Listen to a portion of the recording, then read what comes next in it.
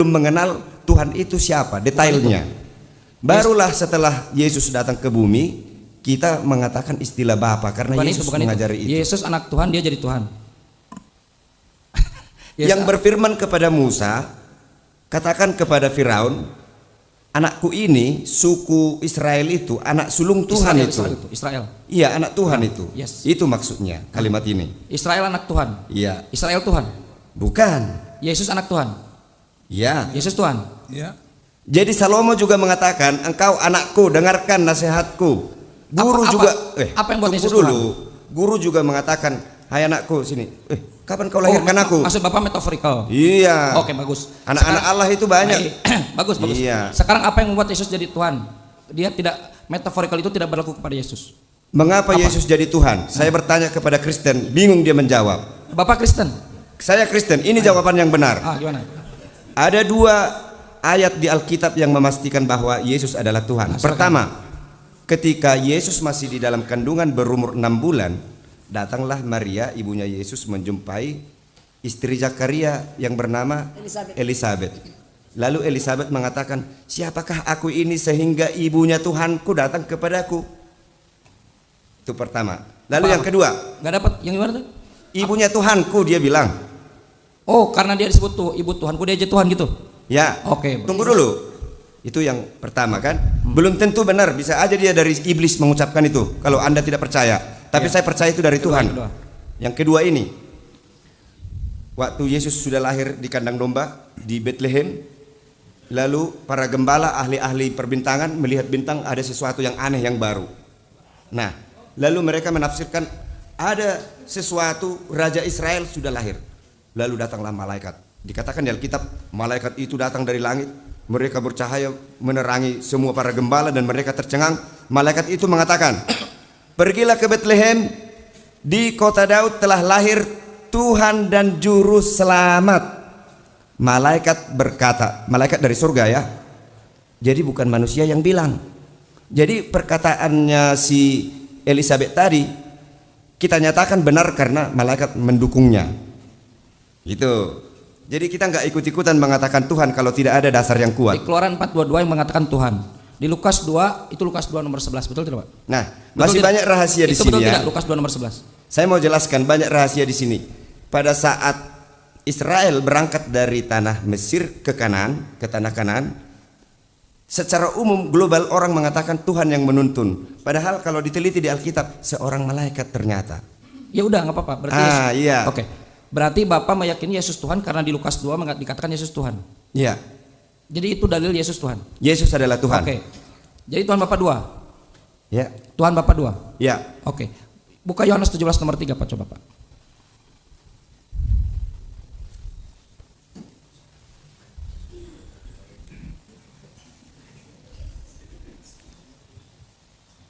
Bantu kalau bisa cepat. Jadi saya nggak suka buka begini. Ini aja. Iya, kurang cepat, menghabiskan waktu. Bisa di ini. Menghabiskan waktu. Sebut aja, baca. Apa mengenai apa itu? Saya tahu itu. Ada. Mengenai apa? Saya tahu. Tahu. Coba mengenai apa? Hidup yang kekal. Hidup yang kekal. Mereka mengenal Engkau satu-satunya Tuhan. Yohanes 17 saya berapa kan? nomor 3. Oke, saya baca ya. Doa Yesus itu. Yes, betul. Saya baca. Pasal 17. Saya baca. Iya. Inilah hidup yang kekal itu, yaitu bahwa mereka mengenal Engkau satu-satunya Allah yang benar dan mengenal Yesus Kristus yang telah Engkau utus. Ini ada 2 entitas. Silakan. Satu-satunya Tuhan yang benar menurut Yesus, Bapa atau Anak? Ya. Jadi Yesus berdoa kepada Bapa, Tuhannya adalah Bapa karena Yesus di bumi sebagai manusia. Bukan itu yang saya tanya. Yang saya tanya, satu-satunya Tuhan yang benar. Benar itu, katanya itu, enggak saya salahkan. Bapak bilang 2. Kata Yesus satu-satunya Tuhan yang benar adalah Ya. Bapa. Ya. Nah, menurut Yesus, satu-satunya Tuhan yang benar adalah Bapa atau Anak? Menurut pasal 17 itu doanya Yesus Yes. kepada Bapanya. Engkaulah satu-satunya Tuhan yang benar. Tuhan yang benar. Siapa? Ya. Bapa atau Anak? Jadi karena banyak orang menuhankan yang lain di luar mereka. Bapa atau Anak? Bapa. Bukan Anak. Bapa. Bukan Anak. Bukan anak. Ya, gimana sih? Bukan. Nah, berarti ini yang berdoa ini anak. Yes, makanya bukan anak. Kalau anak bukan Tuhan, layak nggak anak disebut Tuhan? Tapi di ayat lain kan bahwa anak itu juga Tuhan. Tadi malaikat yang bilang. Di mana? Oh, yang tadi. Iya. Oke, Lupa bagus. dia. Bagus. Baik. Iya, jadi Lukas 2 itu, Pak, original teksnya sebetulnya kurios. Kalau Bapak buka Selebar 2011 itu junjunan. Itu yang 11. Itu sebetulnya Tuhan. Pada hari ini telah lahir juru selamat Tuhan. Bukan Tuhan, Pak. Kerjaan musuh Pak Rahmat tadi, LAI. Bukan Tuhan, Pak. Kalau Bapak baca Bapak lanjutkan nomor 22. Kalau lanjutkan nomor 22, bahwa nanti Yesus itu akan diserahkan kepada Tuhan. Itu baru Tuhan. Jadi Pak, posisi Bapak itu tidak beriman seperti imannya Yesus. Kata Yesus, hidup yang kekal itu mengenal engkau, Bapa, Tuhannya Yesus, satu-satunya Tuhan yang benar. Aku bersyukur padamu ya Bapa, Tuhan langit dan bumi. Dengarlah Matius 11:25 yang tadi. Markus 12:29. Dengarlah orang Israel, Sema Israel, Tuhan Elohim kita, Tuhan itu satu. Bukan dua.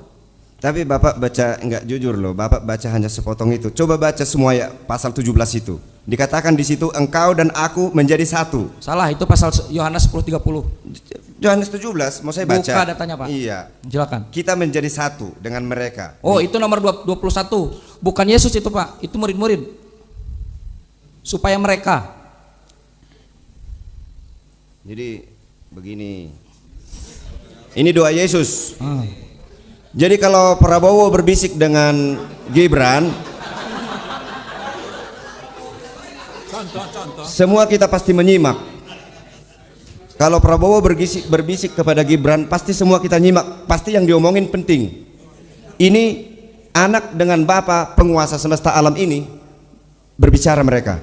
Makanya simak benar-benar. Boleh, silakan. Mulai dari ayat 1. Dua Yesus. Kepanjangan dari 1, Pak.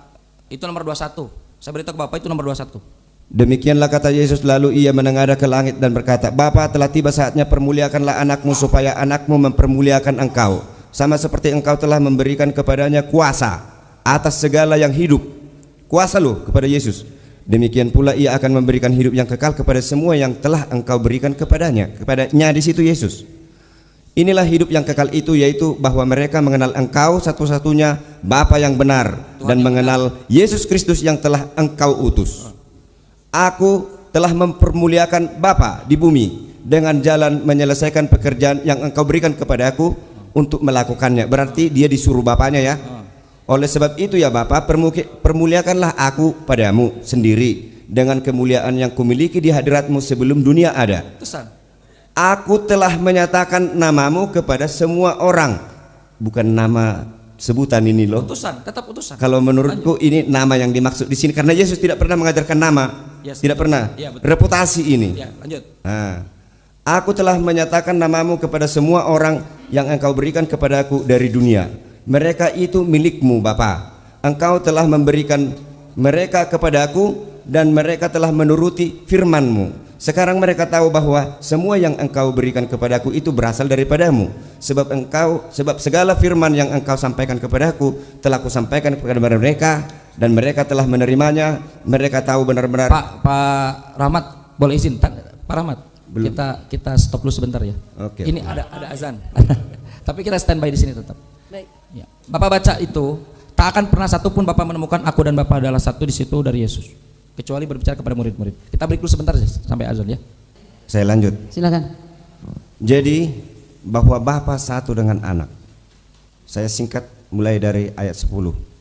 Segala milikku adalah milikmu. Milikmu adalah milikku. Aku telah dipermuliakan di dalam mereka. Mereka murid-muridnya ini. Sulit loh, sedangkan suami istri nggak berani bilang begini, milikku milikmu. Bisa, lanjut dulu. Apalagi ini, bisa. Begitu dekatnya mereka. Lanjut dulu. Dan aku tidak lagi di dalam dunia, tetapi mereka masih ada di dalam dunia. Dan aku datang kepadamu, ya Bapa yang kudus, peliharalah mereka dalam namamu, yaitu namamu yang telah engkau berikan kepadaku, supaya mereka menjadi satu, sama seperti engkau dan aku adalah satu. Bagus, supaya mereka ini siapa? Murid-murid ini, supaya mereka menjadi satu. Sama seperti? Aku dan kau. Bagus. Jadi berapa Tuhan sekarang yang berarti Bapa dan anak satu kan? Ya, Bapa dan Yesus satu, jadi Tuhan. Sekarang murid-murid satu sama seperti Yesus. Kenapa kita persoalkan itu? Itu yang tertulis begitu. Nah, bagus. Karena itu yang tertulis, murid-murid jadi Tuhan tidak? Tidak. Loh, yang tertulisnya begitu, Pak. Jadi kalau mau saya jelasin begini, ini udah tingkat tinggi kalau saya jelaskan. Yang mempersatukan Enggak, pendeta juga belum tentu tahu. Pendeta belum tentu tahu. Yang mempersatukan Bapa dengan Anak adalah